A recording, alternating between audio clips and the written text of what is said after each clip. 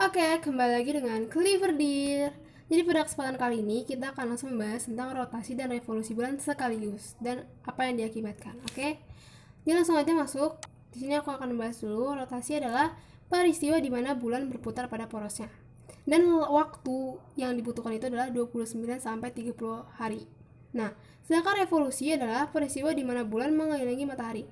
Untuk lamanya itu sama dengan lamanya bumi, yaitu 365 hari. Karena bumi dengan bulan ini berdampingan mengelilingi matahari. Oke, kita langsung aja bahas akibatnya. Yang pertama itu adalah terjadinya pasang dan surut air laut. Nah, pasang dan surut air laut itu disebabkan oleh gaya gravitasi bulan. Pasang itu adalah peristiwa naiknya permukaan air laut, sedangkan surut adalah peristiwa permukaan air laut yang turun.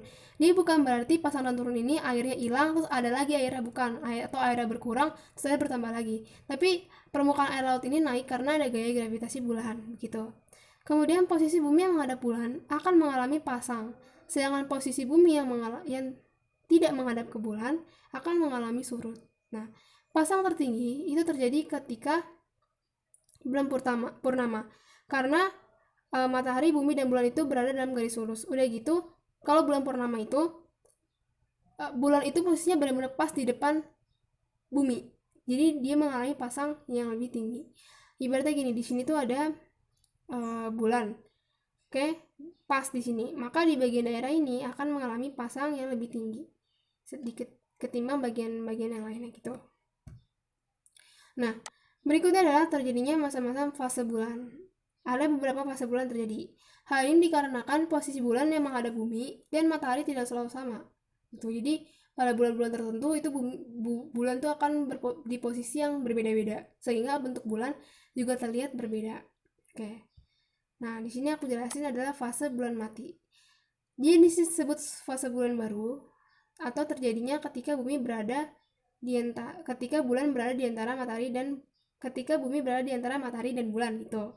Nah, peristiwa ini sangat mungkin terjadinya gerhana bulan. Oke. Pada fase ini, cahaya matahari terhalang oleh bumi, sehingga pada malam hari bulan tidak terlihat karena tidak mendapat cahaya matahari. Gitu. Oke.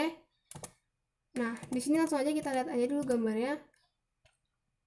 Bulan mati itu adalah di bulan mati atau bulan baru tuh di sini. Jadi bumi itu ada di tengah-tengah, sehingga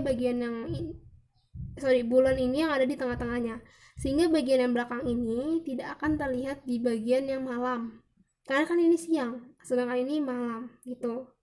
Oke, kemudian ada fase bulan sabit. Bulan sabit ini terjadi sekitar seminggu setelah bulan baru. Hal ini terjadi ketika bulan bergerak sehingga bulan tidak berada tepat di tengah-tengah antara matahari dan bumi, sehingga hanya bagian kecil bulan yang terkena sinar matahari jika dilihat dari bumi, seperti bulan sabit gitu. Nah, kalau bulan separuh ini juga sama, cuma bedanya itu benar-benar hanya setengah bagiannya aja yang terkena sinar matahari, jadi bentuknya setengah lingkaran. Bulan 3/4 juga sama, dia itu yang terlihat itu hanya 3/4 bagiannya aja atau 75% bagiannya aja. Sedangkan bulan penuh itu seluruh bagiannya terkena sinar matahari itu, sehingga terlihatlah lingkaran penuh. Itu namanya bulan penuh namanya. Oke, nah kita lihat di sini adalah bulan baru yang udah dijelasin tadi.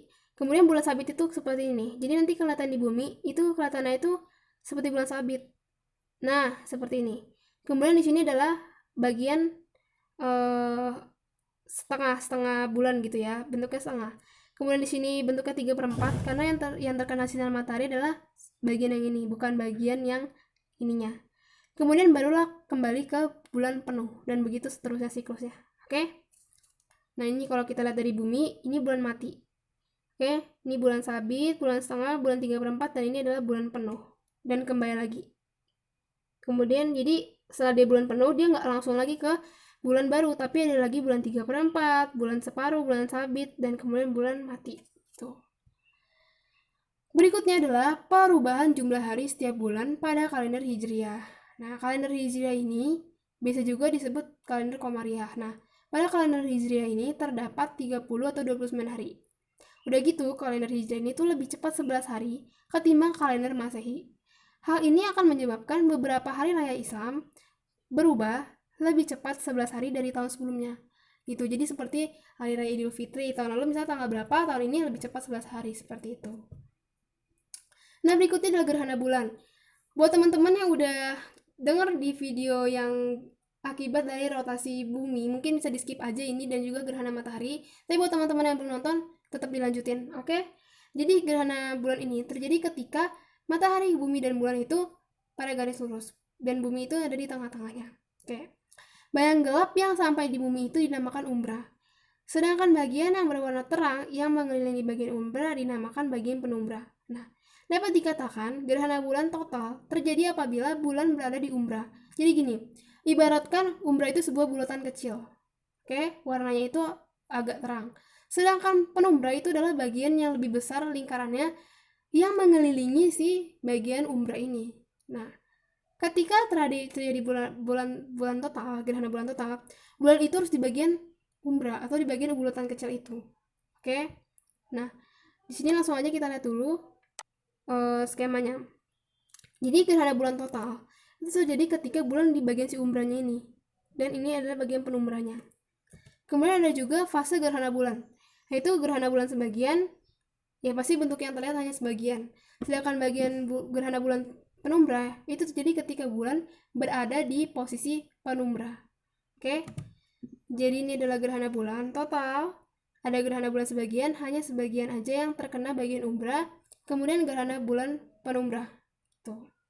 Dan ini kalau kita lihat dari bumi ya, gerhana bulan penumbra seperti ini dan gerhana bulan sebagian seperti ini, hanya sebagian aja yang kelihatan. Sedangkan gerhana bulan total seperti ini. Tuh. Berikutnya adalah gerhana matahari. Nah, terjadi ketika matahari, bulan, dan bumi sejajar, di mana bulan berada di tengahnya. Bulan menutupi cahaya matahari, meski ukuran bumi jauh lebih kecil, namun karena dekat dengan bumi, dapat menutupi cahaya matahari. Nah, ketika terjadi peristiwa ini, maka bumi akan gelap sekali. Lebih tepatnya terjadi ketika siang hari, gitu. Dan ini ada fase-fasenya. Yang pertama, gerhana matahari total, jelas seluruh bagian matahari tertutup. Kalau gerhana matahari cincin, hanya bagian dalamnya saja, sedangkan bagian luarnya itu masih ada terang-terangnya, jadi bentuknya cincin gitu. Kalau matahari sebagian, sesuai namanya, hanya sebagian aja yang menutupi cahaya matahari. Gitu. Jadi ini adalah skemanya. Nah, ini adalah matahari. Matahari jauh lebih besar daripada bulan dan bumi. Tapi karena bumi itu jaraknya lebih dekat, karena bulan lebih dekat ke bumi, sehingga bulan ini bisa menutupi cahaya matahari. Karena bentuknya cahaya matahari itu seperti ini nih. Pantulan sinar, nah, sehingga bulan bisa menutupi seluruh bagiannya. Oke. Nah, di posisi ini bulan itu ada di bagian umbra sehingga cahaya matahari seluruhnya bisa tertutup. Nah, bagian yang ini, bagian di bumi, pada terjadinya gerhana matahari itu adalah pada siang hari. Sehingga pada siang hari bumi itu akan menjadi gelap. Oke. Dan ini adalah bagian penumbranya. Jadi segitu aja untuk yang rotasi dan revolusi. Sekarang kita akan masuk ke dalam pembahasan soalnya. Seperti biasa, aku hanya akan memberi waktu 3 detik. Soal yang pertama, pasang tertinggi itu terjadi pada saat 1, 2, 3. Jawabannya adalah bulan purnama. Soal berikutnya, posisi bulan saat bulan mati adalah 1, 2, 3. Jawabannya adalah di belakang bumi. Nah, jadi segitu aja pembahasan kita kali ini. Jangan lupa subscribe channel ini, nyalakan juga notifikasi loncengnya, komen, like, dan share video ini. Buat teman-teman yang punya saran, bisa DM kita di @clifforddearofficial atau bisa email kita juga di clifforddearofficial@gmail.com. Sampai jumpa!